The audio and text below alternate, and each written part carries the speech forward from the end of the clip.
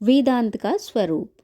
वेदांत चिंतन के प्रमुख घटक हैं ब्रह्म, जीवात्मा, जगत, माया और मोक्ष।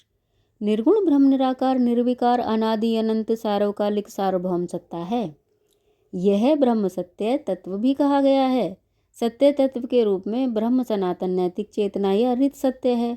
धर्म की धारक नैतिक चेतना का जीव और जगत के समक्ष उदाहरण प्रस्तुत करने के लिए वह निर्गुण ब्रह्म ही सगुण ब्रह्म का रूप लेता है। यदि निर्गुण ब्रह्म एक निरपेक्ष अलौकिक सत्ता है तो सगुण ब्रह्म अवतार उस अलौकिक सत्ता का लौकिक रूपांतरण है। अतः सगुण ब्रह्म अलौकिक भी है और लौकिक भी। यदि निर्गुण ब्रह्म ज्ञान ध्यान का विषय है तो सगुण ब्रह्म मर्यादा पुरुष के रूप में अनुकरणीय और अनुसरणीय होने के कारण प्रेम और भक्ति का आलंबन है।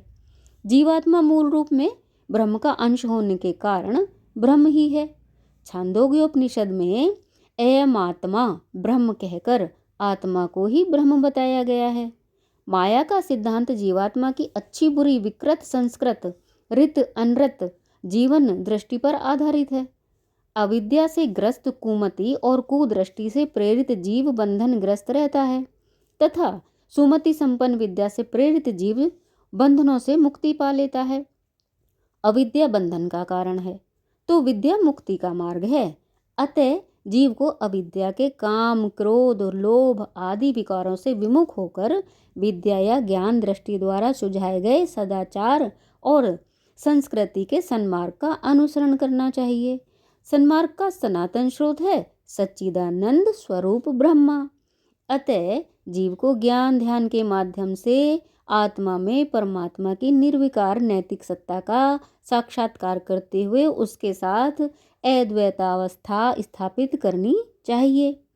वस्तुतः उपनिषदों में आत्मा परमात्मा के अद्वैत पर ही बल नहीं है, वरन चिंतन को बहुआयामी और सर्वांगीण स्वरूप प्रदान करने के लिए आत्मा और जगत तथा ब्रह्म और जगत के अद्वैत पर भी पूरा बल दिया गया है।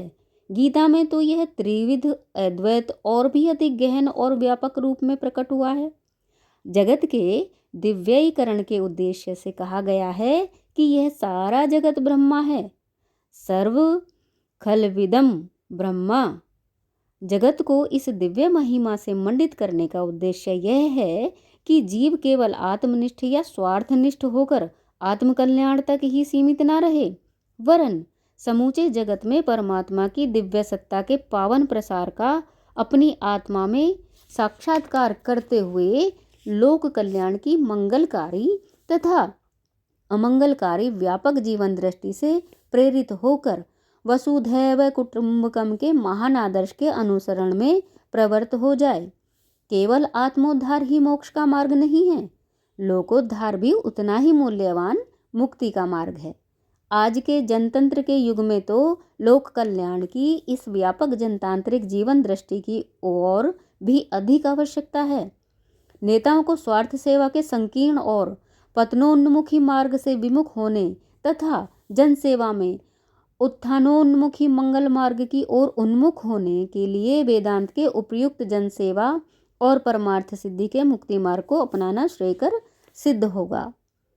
उपयुक्त विवेचन से स्पष्ट है कि आत्मा परमात्मा का अद्वैत तो आत्मोद्धार के लिए महत्वपूर्ण है ही, किंतु ब्रह्मा से व्याप्त इस परमात्म रूप जगत के साथ आत्मा का अद्वैत जीवात्मा को अपने सामने उपस्थित प्रत्यक्ष ब्रह्म की उपासना का सुअवसर प्रदान करने के कारण और भी अधिक महत्वपूर्ण है।